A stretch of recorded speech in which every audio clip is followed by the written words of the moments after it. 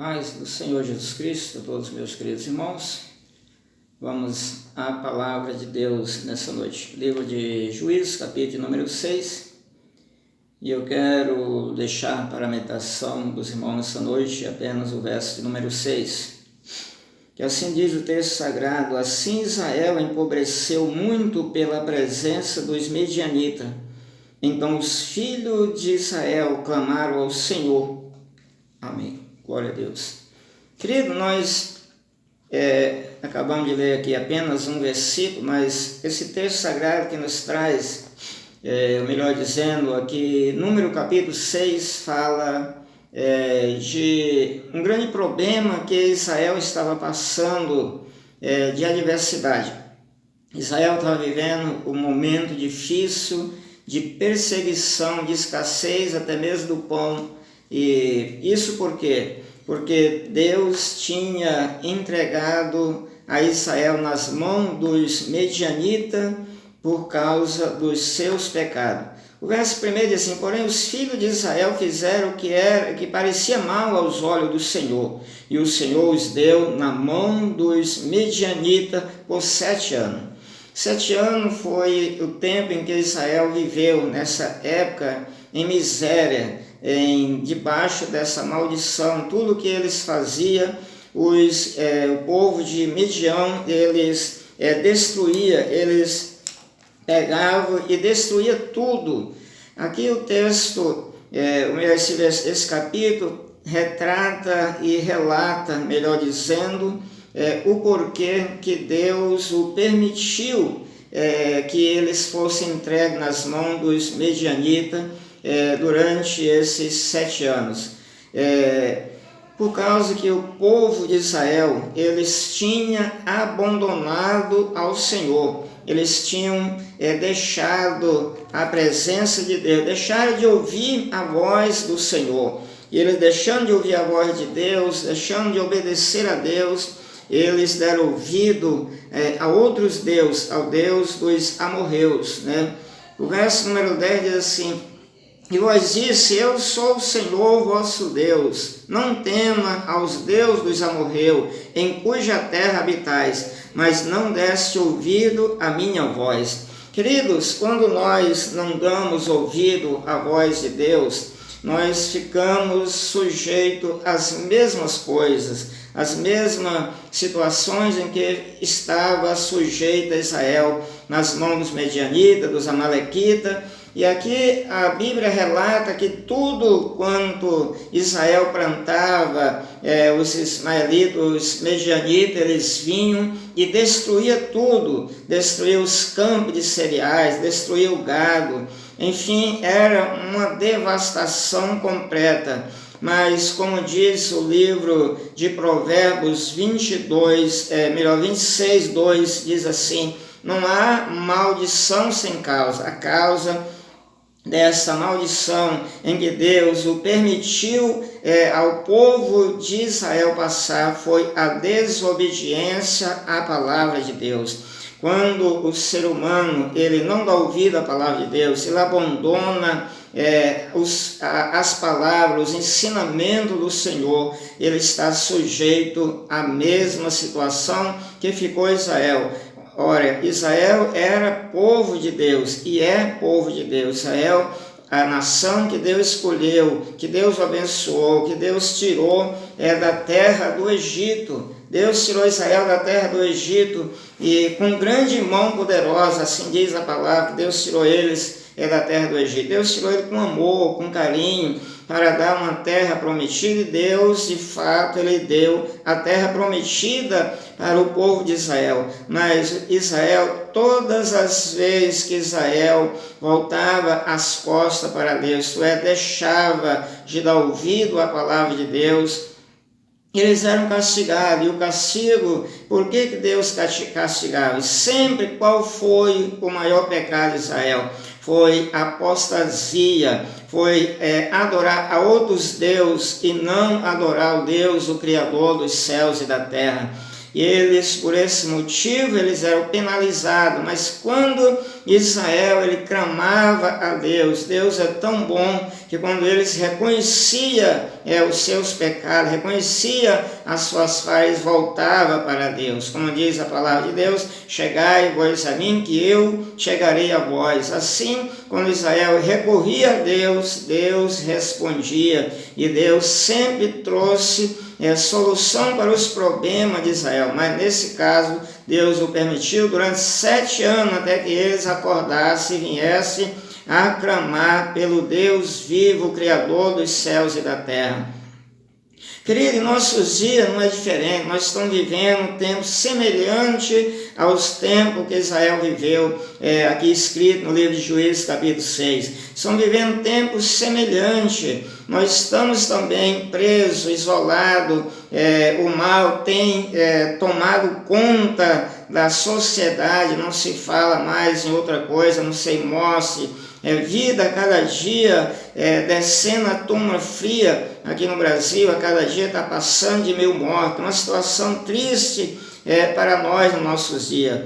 Mas eu já disse isso em outra oportunidade e repito, não há verdadeiramente, como disse Provérbio 26, 2, não há maldição sem causa. A causa, penso eu e creio dessa maneira, de toda essa mortandade que tem assolado o meio-dia, noturna, ela tem devastado vida, ceifado vida a todo custo. Ela é a mesma nos tempos de Israel, nos tempos em que Israel viveu sob o jugo do povo de Midian, do povo, os medianitas, os amalequitas. É a mesma, é a apostasia da nossa sociedade brasileira, o povo brasileiro e mundialmente eles têm abandonado a Deus, embora até diga eu sirvo a Deus, mas não tem servido como Deus quer que nós o sirvamos a Ele, que Deus quer que eu e você aprendemos a dar ouvido à sua voz, a servir somente a Ele, a nos dedicar a nossa vida somente para Ele, adorar somente a Ele, porque isso é um mandamento de Deus. Adorar o Senhor teu Deus de todo o teu coração é que eu e você temos que fazer, cumprindo o mandamento do Senhor. Adorar somente a Ele, só a Ele servirá, não servirá a outros deuses. Pois eu sou o Senhor, disse Deus, e fora de mim não há Salvador. Israel estava sendo destruído. Hoje o Brasil também está empobrecendo, primeiramente no quesito que diz perda de vida. Não há solução não para o Brasil nem para o mundo. Ainda não se encontrou remédio para barrar essa pandemia mundial. Então isso eu quero apontar como a maior pobreza. A gente vê vidas, entes queridos de muitas pessoas perdendo vida constantemente e sem uma solução. O povo, principalmente o brasileiro, não sabe mais o que fazer. Hoje eles adotam uma medida, amanhã já outra medida, o povo está inquieto, mas primeiro, repito, está faltando o temor do Senhor, porque o temor do Senhor é o princípio de toda a sabedoria. Quando Israel perdeu o temor do Senhor, que adorou dos deuses, eles sempre foram derrotados. Desta vez aqui, Deus o permitiu que os medianitas, os amalequitas destruíssem todas as riquezas de Israel.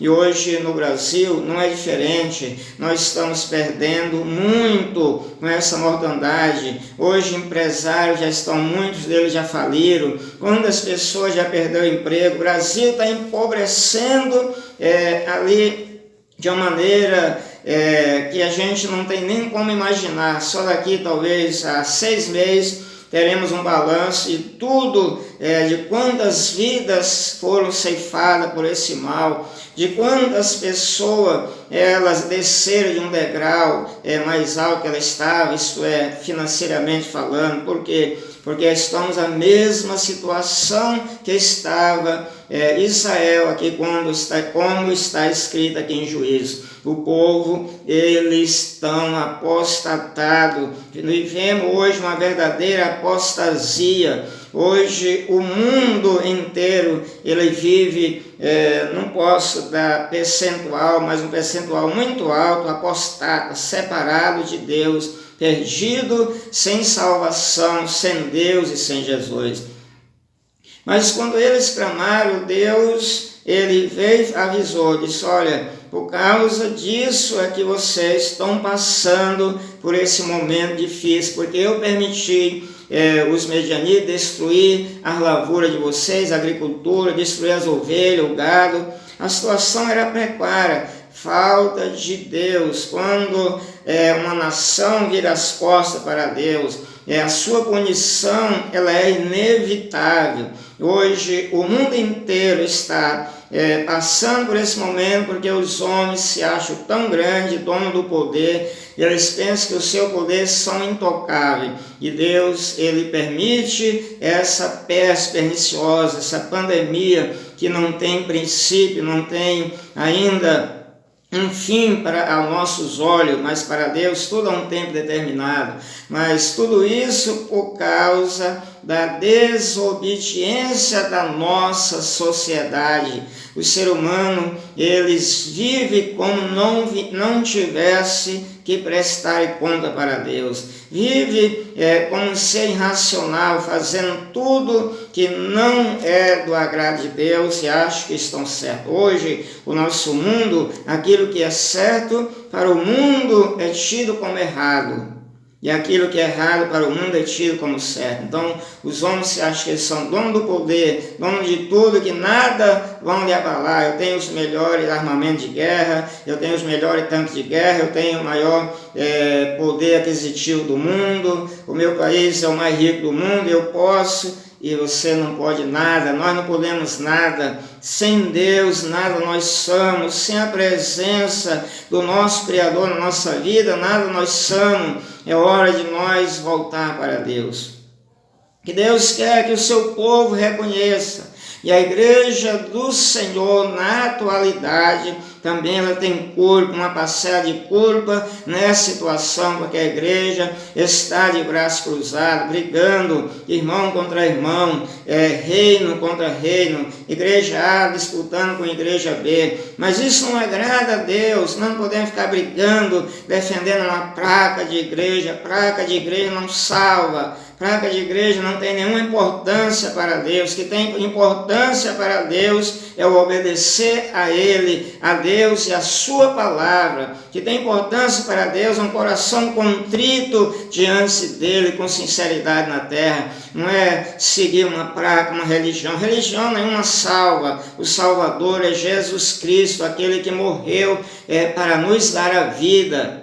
E não foi dado esse poder de salvação nem outro homem além de Jesus Cristo, nosso Senhor. Então Deus, ele está revoltado com essa situação e Deus permitiu isso, essa mortandade, porque os homens, mesmo carregando o título de homem de Deus, de mulher de Deus, estão à mercê do pecado, eles estão envolvidos no pecado, na idolatria, discutindo com coisas fúteis dessa vida que não tem valor perante a Deus nenhum. É hora da gente acordar, é hora de nós reconhecer que nós também somos culpados por uma boa parte dessa situação. Digo e repito, não devemos apegar e valorizar placa que a minha igreja é isso ou aquilo, não. Em todos os lugares, onde houver um coração puro e sincero, Deus vai levar no dia em que Ele voltar no arrebatamento. Porque se placa de igreja fosse tão importante, tivesse tanto valor, ela não ficaria do lado de fora. Então, se ela fica do lado de fora, é porque o valor dela ela é muito minúsculo, né? Apenas para identificar que ele tem uma congregação, uma igreja, né?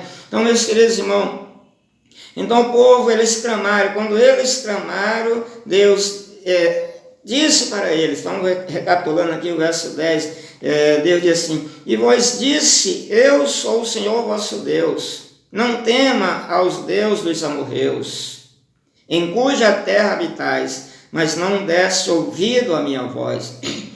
O povo deixou de obedecer a Deus para obedecer o Deus estranho. Isso é o maior pecado perante Deus, é quando uma pessoa ela abandona a adoração ao Deus verdadeiro para adorar a divindade, para adorar outros deuses. Isso é pecado perante a Deus. Deus não aceita, Deus abomina, Deus chama isso como se fosse uma traição de um casal perante a Deus. Adorar outro Deus é você quebrar uma aliança com Deus Criador para adorar uma divindade. É tempo de nós proclamar e anunciar para o mundo que Jesus é o Senhor, que Ele é o Salvador da nossa alma, que só Ele tem poder para transformar e libertar a vida. Aí Deus, ele aparece para um moço por nome Gideão. Gideão estava malhando o trigo no lagar. Olha como a situação estava precária, mas ele pelo menos tinha coragem, estava no lagar.